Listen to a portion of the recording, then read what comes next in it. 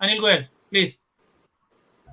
श्रीकांत जी, एक तो निश्चित तौर पर हम जो भी फैसला लेंगे, जो भी फैसला ले रहे हैं, जो भी कर रहे हैं, हमें उसमें सबसे पहली प्राथमिकता भारत के हितों की।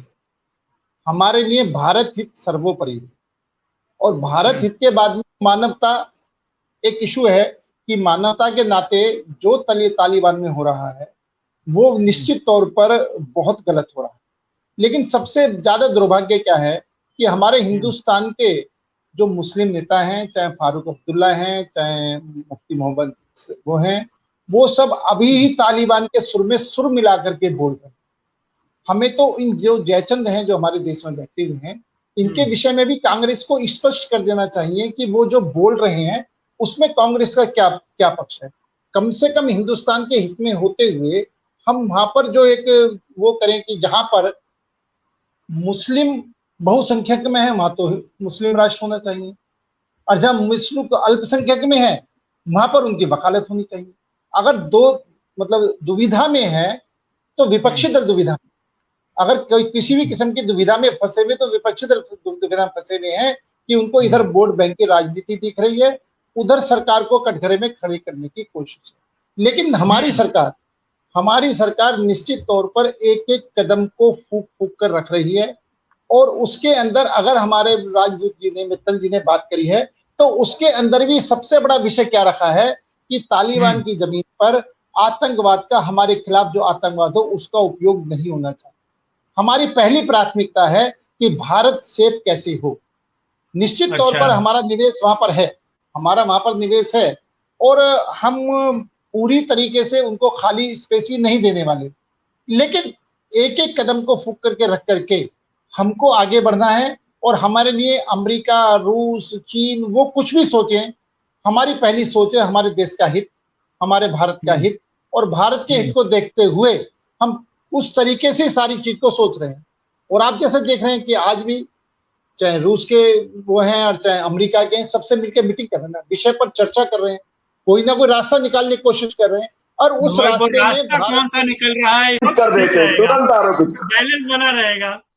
चलिए अनिल गोयल बैलेंस बना रहेगा ना, एक कांग्रेस एक बीजेपी का आदमी रहेगा। जी ठीक है अनिल गोयल प्लीज। विनोद जी, एक तो आप एकदम बौखला जाते हो, बात को पूरी तरीके से सुन करके उसका जवाब दो, अच्छी बात है, बहस होती है। आप कह रहे हो सरकार मूक दर्शक, सरकार मूक दर्शक नहीं बनी, मूक दर्शक में और वेट एंड वॉच में अंतर है। वेट एंड वॉच का मतलब है कि वो बिल्कुल पूरी तरीके से सतर्क होते हुए, परिस्थितियों में निगाह कर रखते हुए अपनी प्लानिंग बना रही है, उसको वेट एंड वॉच कहते हैं। मूक दर्शक तो हो गया कि हम कंबल ओढ़ करके सो गए, जो हो रहा देखा जाए। तो भारत सरकार की स्थिति कंबल ओढ़कर सोने की नहीं है। भारत सरकार की स्थिति है कि एक एक मिनट पर, क्षण क्षण पर उसको निगाह रखते हुए अपने देश के हित में, अपने देश के नागरिकों के हित में फैसले करे जाएं। अगर हमारे राजदूत को मीटिंग करनी पड़ी तो उन्होंने मीटिंग भी करी, ओपन करनी पड़ी, दोहा के अंदर मीटिंग भी ओपन की। इसलिए सरकार के कामों पर प्रश्न चिन्ह लगाने की जरूरत नहीं है और ना ही हमको आपस में लड़ने की जरूरत है। मैंने सिर्फ एक बात का जवाब मांगा था, विनोद जी ने जवाब नहीं दिया, आप दे दें तो कि क्या वो फारूक अब्दुल्ला के बयान से सहमत हैं? उनकी पार्टी कांग्रेस पार्टी, प्रधानमंत्री जी के कर रहे हैं, आप जवाब अरे भैया मेरे जवाब तो देख सुन लो ना। क्या आप फारूक अब्दुल्ला के बयान से सहमत हैं? क्या मुफ्ती मोहम्मद के जो उनकी बेटी है उनके बयान से सहमत है? अगर आप उनके बयान से सहमत हैं तो उसकी सहमति दर्शाओ, या सहमत नहीं है तो कम से कम उन्होंने गलत कहा है। कंफ्यूज में कांग्रेस है, फैसला नहीं ले पा रही कांग्रेस, और भारतीय जनता पार्टी पर ये आरोप लगा रहे हैं कि हम कंफ्यूज हैं। ना तो हम कंफ्यूज हैं, ना हम चद्दर ओढ़कर सोए हुए हैं, हम बिल्कुल परिस्थितियों पर बारीकी से निगाह रखते हुए और जो देश के हित में फैसला है उस देश के हित के फैसले में पूरी तरीके से हमारी निगाह है। हमको ये भी पता है कि इस सरकार में 15-16 मोस्ट वांटेड आतंकवादी मंत्री बने हुए हैं। हमें इस बात का भी ध्यान है और हमें इस बात का भी ध्यान है कि हम पूरी तरीके से छोड़ देंगे, तालिबान को पूरी तरीके से छोड़ देंगे तो निश्चित तौर पर पाकिस्तान उसका फायदा उठाएगा। मैं फाइनल रिमार्क लूंगा आपके पास। ठीक, ये भी ठीक है। ठीक है अनिल गोयल फाइनल रिमार्क कीजिएगा, फिर मैं आपके मित्र विनोद जी के पास जाऊंगा।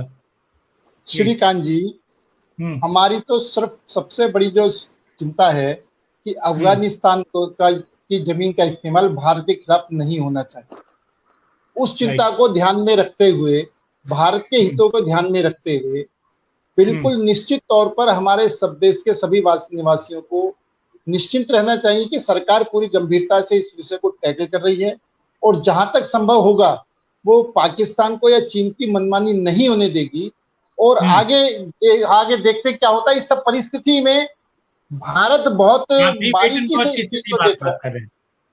नहीं, वेट एंड वॉच के साथ साथ हमारी स्थिति क्या है कि अब अगर हम एकदम खिलाफ हो जाएंगे तो भी अफगानिस्तान की जमीन अगर पाकिस्तान इस्तेमाल करने लगेगा तो वाकई में हमारे लिए एक समस्या खड़ी हो जाएगी। हम अफगानिस्तान में इस स्थिति में रहे कि पाकिस्तान वहां मनमानी ना कर सके, चीन वहां मनमानी ना कर सके, हम अपनी बात वहां मनवा सके। जैसा कि कई स्टेटमेंट से आया है, जैसे कि कई बार स्टेटमेंट में आया, देखो भारत के फेवर में स्टेटमेंट आया, खिलाफ आया, फिर भारत के फेवर में स्टेटमेंट आया। इसका मतलब निश्चित तौर पर सरकार वहां पर एक्टिव है और वो अपनी एक्टिविटी के साथ काम कर रही है।